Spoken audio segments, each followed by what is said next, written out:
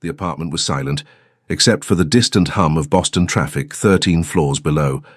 Han Jun-seok stood at the window of the unfurnished studio, watching snow begin to fall over Back Bay. His reflection stared back at him, white dress shirt with 4 buttons undone, the phoenix tattoo on his neck a dark shadow against his skin, shoulders tense with the weight of betrayal. Thanksgiving Eve. The irony wasn't lost on him. 48 hours ago, he'd controlled the entire Korean underworld on the East Coast from his legitimate import business. Now he was alone in a safe house even his most trusted guards didn't know about, because his most trusted guard, his brother in all but blood, had put a gun to his head. The knock on the door made his hand move instinctively to the weapon at his back, but the voice that followed was small, young, utterly fearless. "Hello? I know you're in there. I saw you come home." Jun-seok frowned, approaching the door silently. Through the peephole, he saw a little black girl with her hair in 2 perfectly round afro puffs, wearing a purple jacket that had seen better winters. She couldn't have been more than 7 years old. "My name is Maya," she continued, speaking to the door like it might answer. "My mama says nobody should eat alone on Thanksgiving. Do you want to come to our house tomorrow?" For the first time in 2 days, Jun-seok didn't know what to do. Jun-seok didn't open the door. He stood frozen, watching through the peephole as the little girl waited, patient as a saint. After a long moment, she slipped something under the door and left. He waited until her footsteps faded before retrieving it. A hand-drawn picture in crayon, a table with stick figures around it, including one with black hair that she'd labeled New Friend with careful crooked letters. He should have thrown it away. Instead, he placed it on the empty counter and returned to the window. Boston's Back Bay stretched out before him, all historic brownstones and modern glass. His legitimate business, Han Import and Export, occupied a warehouse in Chinatown. His real business operated from the shadows. Or it had, until Kim Min-ho put a bullet through the wall where Jun-seok's head had been. His phone buzzed. Another message from an unknown number. He ignored it. The memory played again. The warehouse office, Min-ho entering with that strange expression, the way his friend's hand had trembled before reaching for his gun. "I'm sorry, Hyung," Min-ho had said. "They made me an offer." Jun-seok had moved on instinct, barely escaping. Now he was here, alone. A sound from the hallway pulled him from his thoughts. Voices this time, the little girl's and a woman's muffled by the walls. "Maya, I told you not to bother the new neighbor." "But Mama, he's all alone. Nobody should be alone on Thanksgiving." "Baby, some people like being alone." "Nobody likes being alone, Mama. That's what Daddy used to say." A pause, heavy with old grief. Then the woman's voice again, softer. "Your daddy was right about a lot of things, but we can't force people to—" "I'm not forcing, I'm inviting." Despite everything, Jun-seok felt the corner of his mouth twitch. The girl was persistent. It reminded him of someone, though he couldn't place who. The voices faded toward the apartment next door. He heard a door close, then silence. He looked down at the crayon drawing again. The stick figure labeled New Friend was smiling. When was the last time someone had smiled at him without fear in their eyes? His phone buzzed again. This time he looked. Unknown. "Your guards are looking for you. I told them you went to New York. That buys you maybe 48 hours. After that, Min-ho will start checking safe houses. Get out of Boston." Jun-seok stared at the message. The sender had to be someone inside his organization, someone who knew about the betrayal but hadn't participated, someone who still, for reasons he couldn't fathom, wanted him alive. He typed back, "Who is this?" The response came immediately. "Someone who remembers when you were different, before you became what you had to become. Happy Thanksgiving, boss." The phone went dark. When he tried to call the number, it was already disconnected. "Before you became what you had to become." The words settled like snow on an old wound. He'd been 17 when he'd killed his first man, the foster father who tried to sell him to cover gambling debts. He'd been 19 when he'd taken over his first territory, 23 when the Korean families had acknowledged him as something to fear. Now at 33, he was the ghost story parents told their children, the dragon in the shadows, the man who'd risen from nothing to control everything. And he was alone in an empty apartment on Thanksgiving Eve, holding a crayon drawing from a child who didn't know enough to be afraid. He set the drawing down and checked his gun. 13 rounds. More than enough for Minho if it came to that. The betrayal still burned like acid in his chest, not just the attempt on his life, but the fact that it was Minho, the man who'd stood beside him for a decade, the only person Jun Seok had ever called brother. Outside, the snow fell harder. Boston was beautiful like this. All the dirt and violence covered in white, temporary. By morning, the plows would come through and the city would be grey again. His stomach growled. He'd been so focused on staying alive that he'd forgotten to eat. The safe house had no food, and he couldn't risk going out, not with Minho's people searching. 48 hours, the unknown messenger had said. 2 days to figure out his next move. 2 days alone. Through the wall he heard laughter. The little girl, Maya, saying something that made her mother laugh, a sound like music he'd forgotten existed. The warmth of it seemed to seep through the drywall, a reminder that other people lived other lives, lives where Thanksgiving meant something besides another day to survive.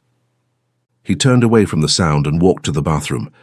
In the mirror, the phoenix tattoo on his neck seemed to mock him. Rebirth, resurrection, second chances. He'd gotten the tattoo at 25, after consolidating his power. It was supposed to represent his transformation from the scared immigrant boy to the man who controlled the streets. Now it just felt like a lie. Back in the main room, his eyes kept drifting to the crayon drawing. Nobody should eat alone on Thanksgiving. The child didn't know what she was asking, didn't know that the man next door had blood on his hands and enemies at his back, didn't know that sitting at a table with him was the kind of risk her mother should never take, but she'd asked anyway, and for the first time in 20 years, Jun Seok considered saying yes to something that had nothing to do with power, territory or survival. He picked up the drawing and studied it again. The stick figures were holding hands around the table. One of them wore a crown, probably the little girl herself. Another wore what might have been a chef's hat. The one labeled New Friend was just smiling. Jun Seok set the picture back down and returned to the window. The snow was really coming down now, covering the streets, the cars, the whole city in silence. Tomorrow was Thanksgiving. He had 48 hours before Minho's search widened. 48 hours before he had to decide whether to run or to fight. Tonight he was just a man in an empty apartment, looking at a child's drawing and remembering what it felt like to want something other than revenge. Thanksgiving morning arrived with crystalline silence. Jun Seok had spent the night doing what he'd done in every safe house for the past 15 years, not sleeping, just waiting, watching, calculating his next move. At 7 a.m. his phone buzzed with a new unknown number. Unknown. Minho met with the Yakuza last night. He's offering them your roots in exchange for muscle. You have less time than I thought. Maybe 24 hours. Jun Seok replied immediately. Tell me who you are. Unknown. Not yet. First, survive. There's a black SUV circling your block. Don't look out the window. His blood went cold. He'd been so careful, used a fake name for the lease, paid in cash through a third party. Either Minho was better at this than he'd thought, or... The knock came again. Same rhythm as yesterday. Small fist, patient. Hello? It's Maya, from next door. My mama sent me to ask again if you want to come for dinner. We're having turkey. Jun Seok moved to the door silently, checking the peephole. The little girl stood there in a yellow dress that was too thin for November. Her natural afro styled with a bright yellow headband. Behind her, the hallway was empty. Another message. The SUV is slowing down. They're checking apartment buildings. If they come to your floor, the girl will be in the crossfire. His decision crystallized in an instant. He opened the door. Maya's face lit up like sunrise. You answered. Go back to your apartment, he said quietly, his slight Korean accent making the words sharper than intended. Now. Her smile faltered. But now, please. Something in his expression must have reached her because she nodded and turned toward her door. Then she paused and looked back. Are you in trouble? The question was so direct, so innocent that it stopped him cold. Yeah, he said, because what else could he say? Then you should definitely come to dinner. My mama says that's when people need people most, when they're in trouble. Before he could respond, she knocked on her own door. It opened immediately, revealing a woman who stole the breath from his lungs. She was beautiful in a way that had nothing to do with the fashion magazines in his corporate office waiting room. Deep brown skin that seemed to glow in the fluorescent hallway light. A natural afro that crowned her head like something regal. Warm eyes that went from surprise to wary in the time it took her to take in his appearance, the expensive white shirt, the visible tattoo, the dangerous stillness in his posture. But she smiled anyway, and the warmth of it hit him like a physical thing. "I'm so sorry," she said, pulling Maya gently behind her. "My daughter doesn't understand boundaries yet. I hope she hasn't been bothering you." "Mama, I invited him to Thanksgiving." "Maya, he said he's in trouble, Mama. That's when people need people most. You said so." The woman, Maya's mother, looked at Jun Seok with new assessment in her eyes. He saw the moment she catalogued everything. The tattoo, the too expensive clothes, the air of violence he couldn't quite hide. He saw her decide he was dangerous. He also saw her decide it didn't matter. "Well," she said slowly, "my daughter is right. I did say that, and I meant it." She extended her hand. "I'm Ava Robinson. We moved in last week." Her hand was warm, work-roughened, real. He took it carefully. "Han Jun Seok. Korean," she said, not a question. "My husband—" She paused, reset. "I used to teach." Beautiful language. Husband. Past tense. Another story there, written in the shadow that crossed her face. "You're really invited," Ava continued, "if you want to come. We're eating around too, nothing fancy. Just turkey, some sides, pumpkin pie." "Teacher," he repeated. Of course she was. It explained the gentle authority in her voice. "Elementary school, or I was, until—" She stopped herself. "Anyway, the offer stands, apartment 13B, 2 o'clock, no pressure." His phone buzzed in his pocket. He didn't need to check it to know what it said. "I don't want to impose," he started. "You're not imposing if you're invited," Maya piped up from behind her mother's legs. "That's what an invitation means." Ava laughed, the sound like light breaking through clouds. She's not wrong. Through the window, Jun Seok could see the street below. A black SUV was indeed circling. Slowly, methodically. If he stayed in his apartment, they might not check it today, but they would check. And when they did, they'd check the whole floor, including 13B. "What time did you say?" he heard himself ask. Ava's smile could have melted the snow outside. 2 o'clock, just knock. And Mr. Han, whatever trouble you're in, you're safe here, for today at least. She said it with such certainty that something in his chest cracked open. "Thank you," he managed. Maya waved enthusiastically as Ava guided her back inside. The door closed, leaving Jun Seok alone in the hallway. His phone buzzed again. Unknown, smart. They won't check apartments with families. Blend in. Be normal for a few hours, I'll keep you posted. He returned to his apartment and locked the door. Through the wall, he could hear Ava and Maya moving around. The sounds of cooking, of life, of the kind of normal he'd forgotten existed. At 1:45, he stood in front of the bathroom mirror. The phoenix on his neck seemed darker today. He'd normally leave 4 buttons undone, his signature. Today, he buttoned up to the second. Tried to hide the tattoo, it didn't work. The phoenix refused to be hidden. At 2 Erder exactly, he knocked on apartment 13B. The door swung open, and Maya beamed up at him. "You came." "I came," he agreed. Ava appeared behind her daughter, wiping her hands on an apron that said, "Kiss the cook," in faded letters. Her afro was even more beautiful up close, framing her face in soft, natural curls. She'd changed into a deep purple dress that hugged her curves and made her skin seem to glow. "Come in," she said. "Welcome to our humble home."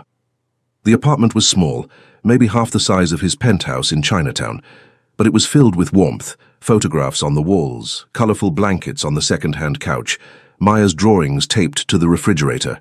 The scent of roasting turkey filled the air, undercut with sage and something sweet.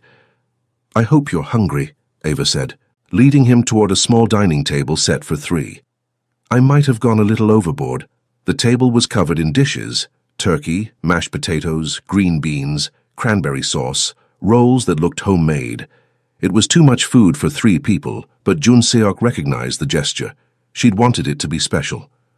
"It looks perfect," he said, and meant it. Maya grabbed his hand, just took it, fearless, and pulled him to the table. "You sit here next to me."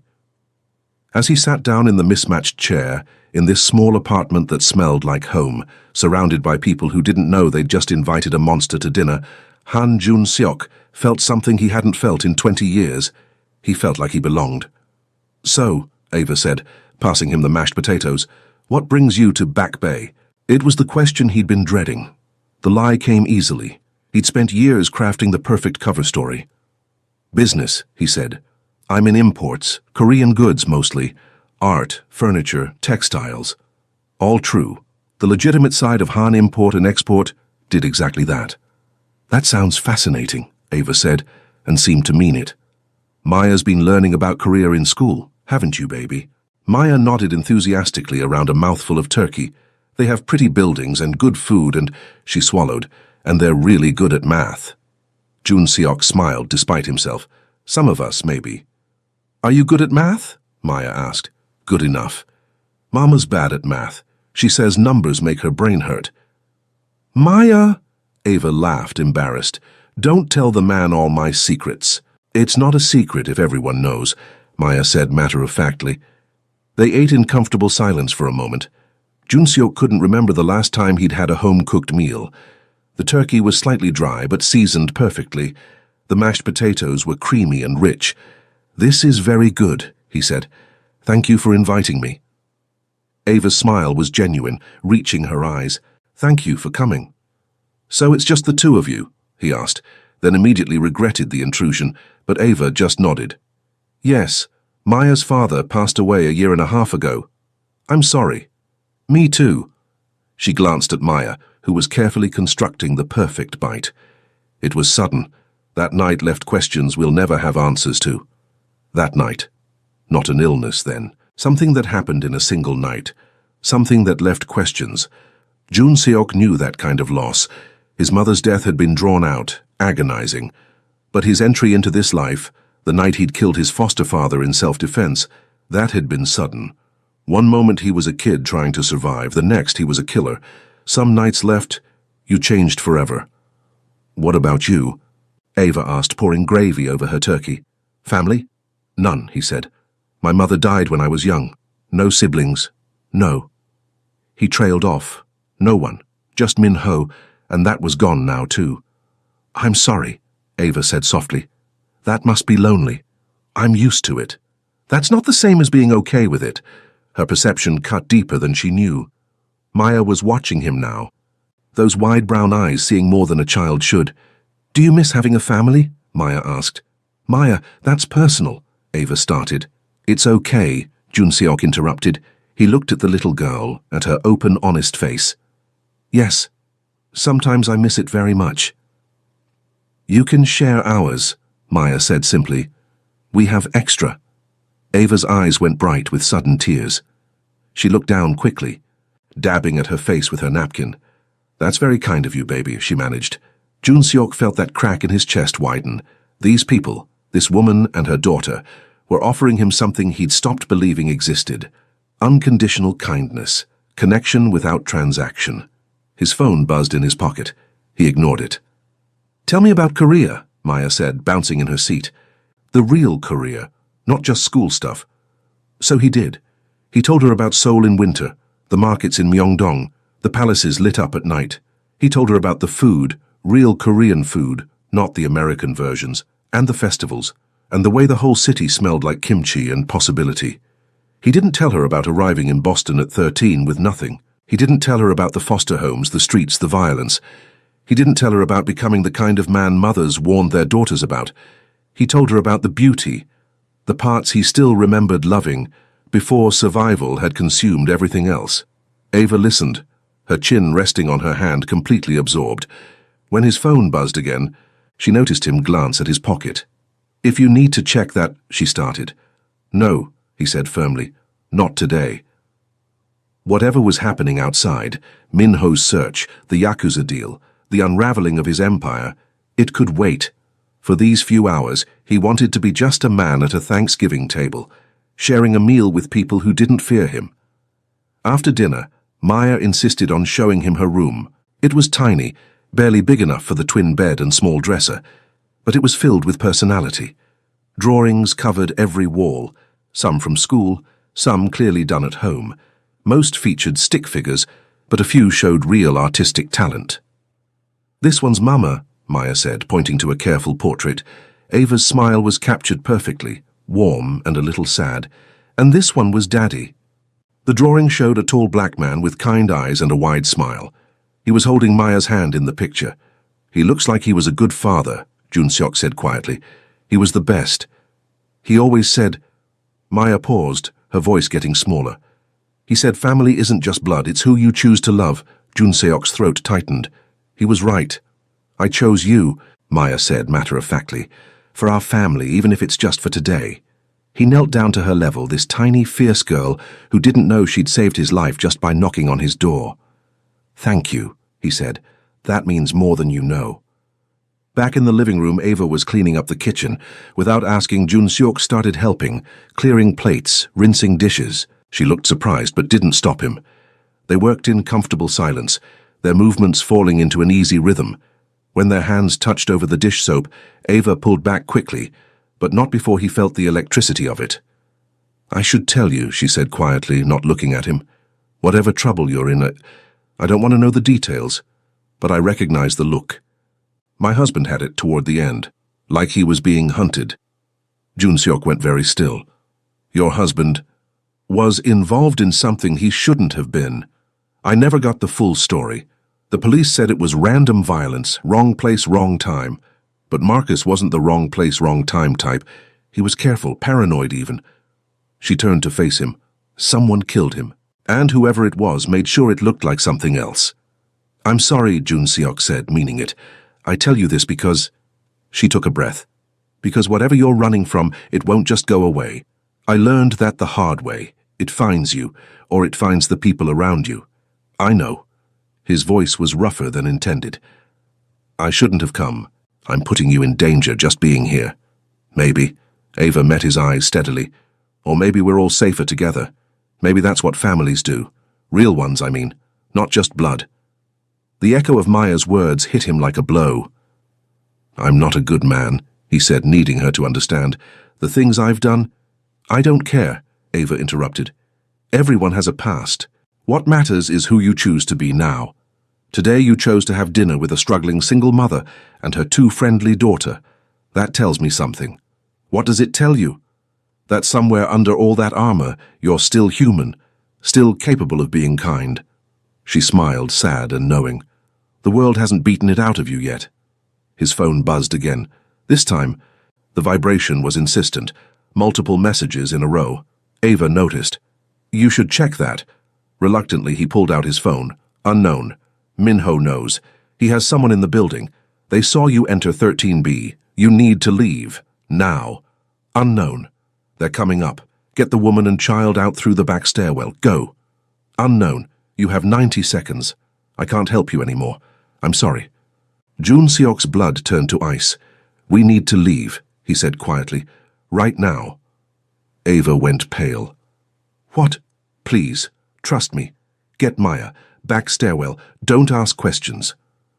The absolute certainty in his voice must have reached her, because she moved immediately, calling for Maya. The little girl appeared, confused. What's wrong? Adventure time, Ava said, her voice remarkably steady. We're going to visit Mrs. Chen right now. As they moved toward the door, Jun Seok heard it. Footsteps in the main stairwell. Heavy, multiple people, coming up fast. He guided Ava and Maya toward the back stairs, the ones used by maintenance. His hand found the gun at his back, just in case. Behind them he heard his apartment door being kicked in. They had seconds. The back stairwell was narrow, dimly lit, and smelled like cleaning chemicals and old concrete. Jun Seok led them down 3 floors before stopping, listening. Voices echoed from above, Korean, angry, searching. Ava held Maya close, her hand over her daughter's mouth to keep her quiet. But the little girl wasn't crying or panicking. She was watching Jun Seok with those 2 knowing eyes, understanding more than she should. He pulled out his phone and texted the unknown number. We're out. Where do we go? No response. Who are those men? Ava whispered. People I used to work with. They think I betrayed them. Did you? No. But they'll kill me anyway, and now. His jaw clenched. Now they've seen you. They know you helped me. I'm sorry. I'm so sorry. Ava's expression hardened. Stop apologizing and start planning. How do we get out of this building? Her strength surprised him. No hysterics, no blame, just focus. The garage, he said. There's an exit that leads to the alley. If we can get there... I don't have a car. I do, in the visitor lot. He'd stashed it there 3 days ago, registered under a false name. Grey Lexus. New Hampshire plates. They moved down another floor. The voices were fainter now, but that didn't mean they were safe. Minho would have people covering all the exits. At the ground floor, Jun Seok cracked the door open, scanning the garage. Empty. For now. Stay close, he murmured. They moved between cars, keeping low. Maya's hand was tight in her mother's, but she didn't make a sound. The Lexus was where he'd left it. He unlocked it remotely and they slipped inside, Ava and Maya in the back, lying low. Don't sit up until I say, he instructed. The engine purred to life. He eased out of the parking space, every nerve screaming alert. The exit was 50 feet away, 40, 30. A black SUV turned into the garage entrance, blocking his path. Jun Seok shifted into reverse smoothly, backing up like he'd made a wrong turn. The SUV's driver watched him, suspicious but not alarmed. He turned down another row, circling back toward the alternate exit on the building's east side, the one Minho's people probably didn't know about yet. Is someone blocking us? Ava asked quietly from the back. Not anymore. The east exit led to a side street. Jun Seok pulled out carefully, merging into Thanksgiving afternoon traffic like he had every right to be there. In the rearview mirror, the building grew smaller. You can sit up now, he said. Ava rose slowly, still keeping Maya low. Where are we going? Good question. He couldn't go to any of his properties. Couldn't contact his remaining people without risking exposure. Couldn't... His phone rang. Actual call, not a text. Unknown number. He answered, putting it on speaker. Who is this? Someone who's been where you are. The voice was male, older, with a Korean accent thicker than his own. My name is Park Jin-woo. I worked for your organization 15 years ago. Got out before it ate me alive. I don't know you. No, but I knew your mother. She saved my life once back in Seoul. I've been watching out for you ever since you took over. Thought maybe I could return the favor someday. Jun Seok's hands tightened on the wheel. You're the one who's been texting. Yes, and I'm the one offering you sanctuary now. I have a place in Cambridge near MIT. Safe house Minho doesn't know about. You and your friends can stay there until we figure this out. Why should I trust you? Because right now, I'm all you have. And because your mother once told me that a good man can survive in hell, but only if he remembers why he's fighting to get out. A pause. You brought those people into your mess. That tells me you haven't forgotten everything she taught you. Ava was watching him in the rearview mirror, trying to understand. What's the address? Jun Seok asked. Park gave him directions to a townhouse near Harvard Square. I'll be waiting. And Jun Seok? Your mother would be proud that you got them out. Hold on to that. The call ended. Your mother? Ava asked quietly. Died when I was 13. Cancer. The words came easier than they should have. She was. Good. Better than I turned out. I doubt that. Ava shifted so she could see his face better. A bad man would have left us behind. Would he have? A week ago. Jun Seok wasn't sure. The man he'd been before yesterday's betrayal might have calculated the risk and abandoned them. But sitting at that Thanksgiving table, sharing that meal, seeing Maya's drawings and Ava's strength, something had shifted. Enough that when the choice came, there was no choice at all. They drove through Boston's holiday quiet streets. Most people were home with family, digesting turkey, watching football. Normal lives, safe lives. Maya finally spoke up from where she was huddled against her mother. Are we in danger? Yes, Jun Seok said, because lying to her felt wrong. But I'm going to keep you safe. Promise? He met Ava's eyes in the mirror. She didn't tell him not to make promises he couldn't keep. She just waited. I promise, he said. Cambridge appeared through the windshield. Brick buildings and old trees. Academia and old money. Park's address led to a narrow townhouse on a quiet street. The door opened before Jun Seok could knock. Park Jin-woo was in his 60s, grey-haired and scholarly-looking in wire-rimmed glasses. He looked more like a professor than a former gangster. Come in, he said, quickly. Inside, the house was warm and filled with books. Park led them to a sitting room and gestured for them to sit. "I'll make tea," he said, studying Ava and Maya with kind eyes. "You must be frightened. I'm sorry for that." "I'm not frightened," Maya announced. "Mr. Han promised to keep us safe." Park smiled. "Did he? Then you have nothing to worry about. When Jun Seok makes a promise, he keeps it. You knew me when I was a child." Jun Seok asked. "I knew of you. Your mother spoke of you often before she got sick. She had such plans for you. Harvard, maybe. Law school. A legitimate life." Park's expression turned sad. "Then she died, and the streets took you. I watched from a distance, wanted to intervene, but by the time I built up the courage, you were already too deep. Why help me now? Because you got out of that building with 2 civilians instead of leaving them behind. That's not the action of a man who's lost his soul. Not yet." Park returned with tea, serving it in delicate cups. "What's your plan?" "I don't have one," Jun Seok admitted. "Min-ho has most of my organization. He's allied with the Yakuza. I can't fight him head-on." "So don't fight him head-on." Park sipped his tea. "Fight him smart. You have something he doesn't." "What's that?" "You know how he thinks. You trained him. And you have me. Someone he's forgotten about. Someone with connections he doesn't know exist." Park leaned forward. "But first, we keep your friends safe. The woman and child can stay here. I have rooms upstairs." "We're not his friends," Ava said quietly. "We just met yesterday." Park smiled. "My dear, you shared a Thanksgiving meal with him. In Korean culture, that makes you family. And Jun Seok protects family. It's the one good thing his mother managed to drill into him before she died." Tears were streaming down Jun Seok's face before he realized he was crying. He turned away, ashamed, but Ava's hand found his shoulder. "It's okay," she murmured. "You don't have to be strong right now." And something in him broke, not in a bad way, but like a dam releasing pressure it had held too long. He wept for his mother, for Min-ho's betrayal, for the life he'd built on blood and fear. He wept for the man he might have been if his mother had lived. When the tears finally stopped, he found Maya standing in front of him, holding out a tissue from her pocket. "My daddy cried too sometimes," she said. "Mama says it means you're brave enough to feel things." He took the tissue, wiping his face. "Thank you." Park cleared his throat gently. "I'll show your guests to their rooms. You and I need to talk strategy." Ava stood but paused before following Park. "Whatever you're planning, don't do it alone. You don't have to be alone anymore." After they left, Park returned and poured whiskey instead of tea. "She's right, you know," the older man said. "You've been alone so long you've forgotten there's another way.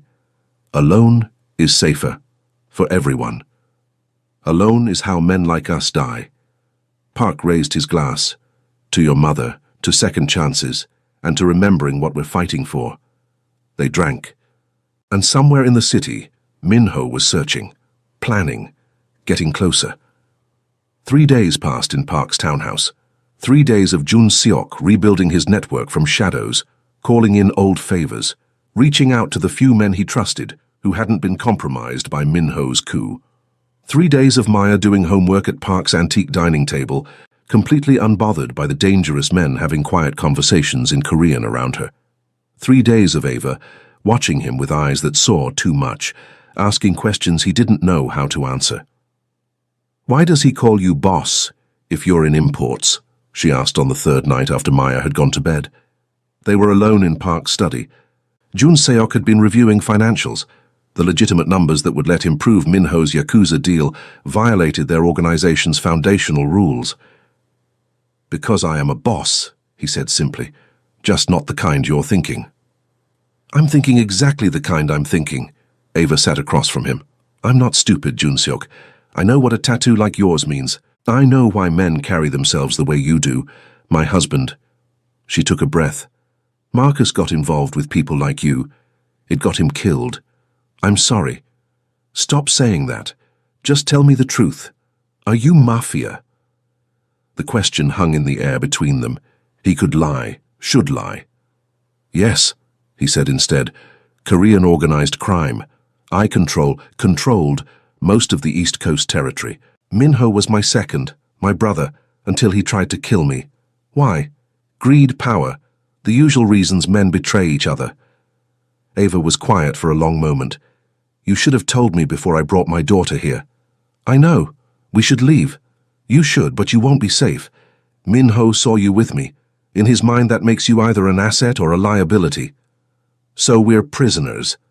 You're protected. There's a difference. She laughed, harsh and bitter.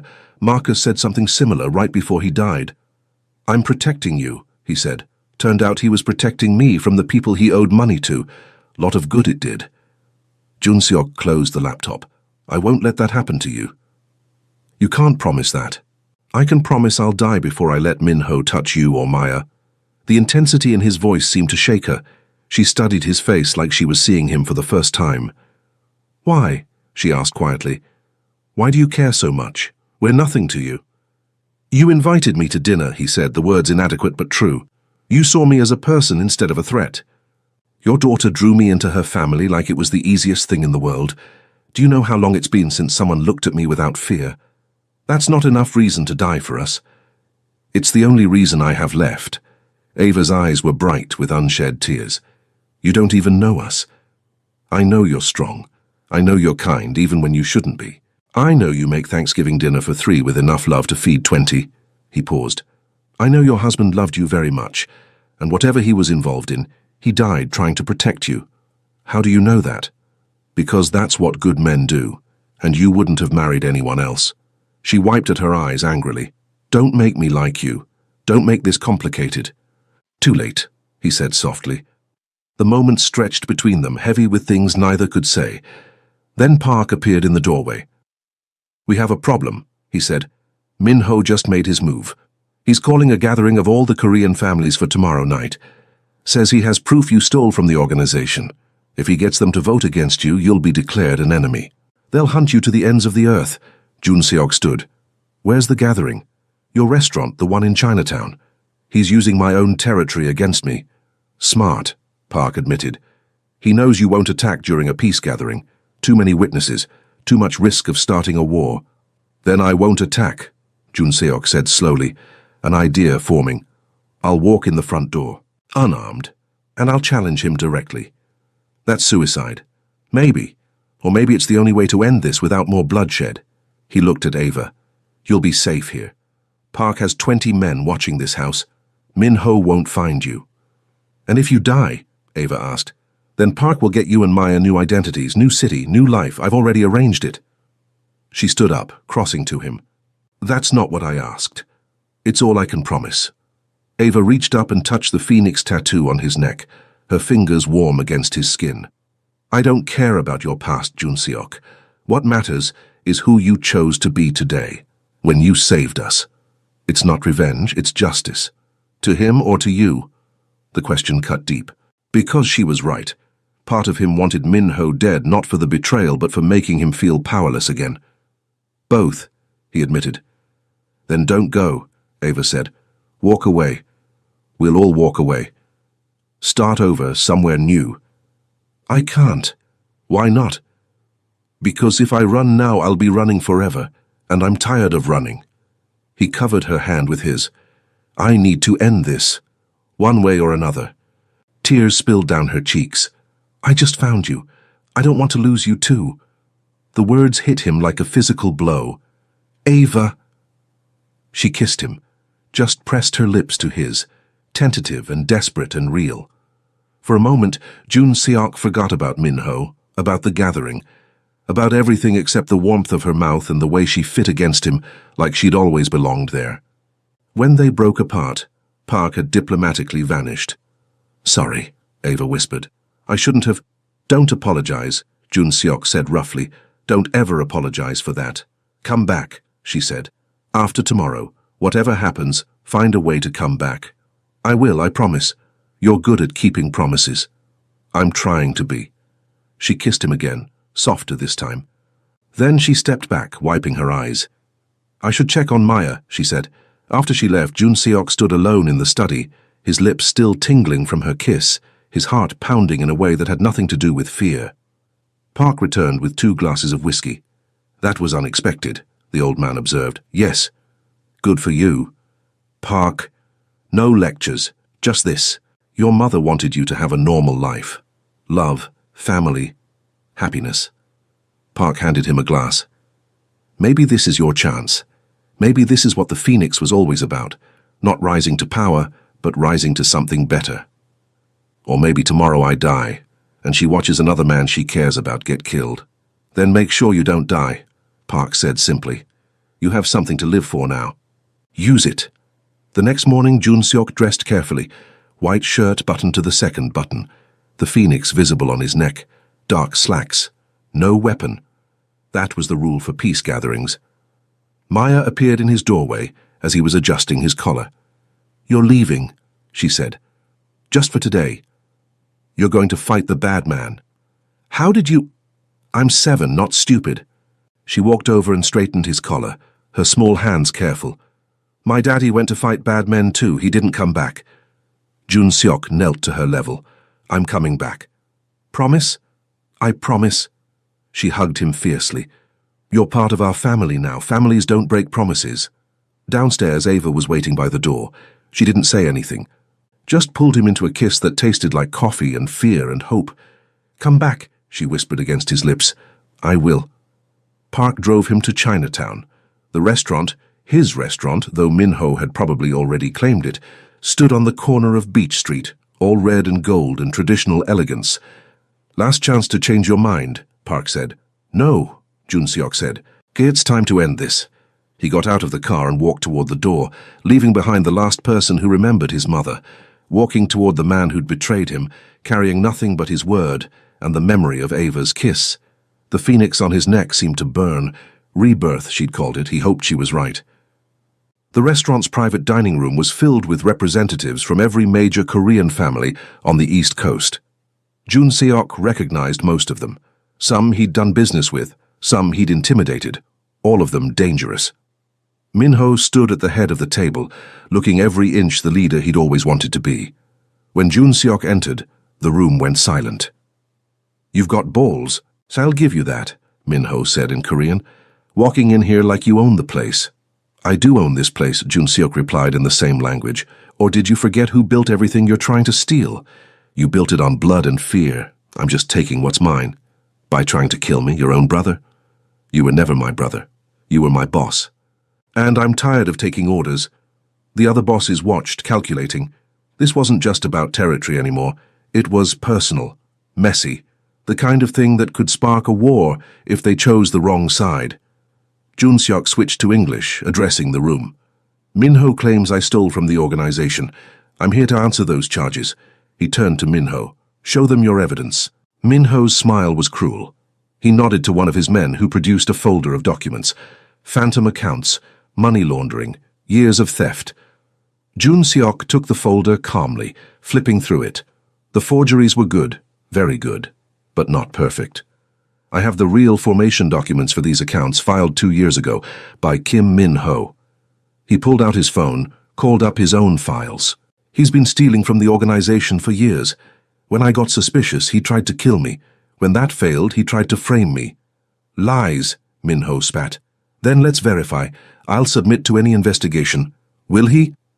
One of the older bosses, Chang Dae-jung, leader of the Philadelphia family, leaned forward. This is a serious accusation, Jun Seok. You're saying your own second betrayed you for money. I'm saying he got greedy, thought he could take my place, but he forgot something important.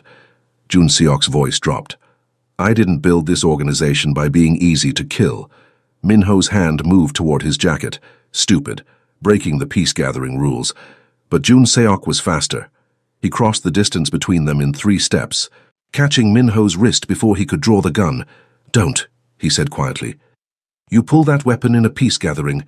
Every man in this room has the right to kill you. Minho's eyes were wild. I should have put 2 bullets in your head when I had the chance. You should have, but you hesitated. Want to know why? Jun Seok's grip tightened. Because part of you still remembered who we were. Brothers, family, and you couldn't quite pull the trigger. We were never family. You just used me. I trusted you. I gave you everything. And you threw it away for what? Money you'd never live long enough to spend? Boss Chang stood. Enough, we'll investigate both claims. Until then, both of you are under house arrest. Minho with the New York family, Jun Seok with me in Philadelphia. It was a fair ruling, better than Jun Seok had hoped for, but Minho apparently disagreed. He jerked his hand free and pulled the gun. The room erupted, men diving for cover, weapons appearing from nowhere, shouts in Korean and English blending together. Jun Seok moved on instinct, grabbing a chair and swinging it at Minho's hand. The gun went flying. Minho lunged at him and they crashed to the floor in a tangle of limbs and fury. They'd trained together for years, sparred together. Each knew the other's moves, could predict each attack. The fight was brutal, personal, soaked in betrayal. Minho got a hand around Jun Seok's throat. "I'm sorry," he gasped. "I'm sorry. Hyung, I didn't want it to be like this." "Then why?" Jun Seok choked out. "Because you have everything, respect, power, fear, and what do I have? I'm just your shadow. You were my brother. That was enough. For you, maybe." Boss Chang's men pulled them apart, holding each firmly. Minho's face was bleeding. Jun Seok's ribs screamed where he'd been hit. "This ends now," Chang declared. "We vote. All in favor of investigating Jun Seok's claims?" Every hand went up. "All in favor of Minho's claims?" Only 2 hands. Minho's allies, already looking nervous. "Then it's decided. The investigation proceeds. Minho, you're stripped of rank until we determine the truth. Jun Seok, you're suspended from operations but retain your title pending the outcome."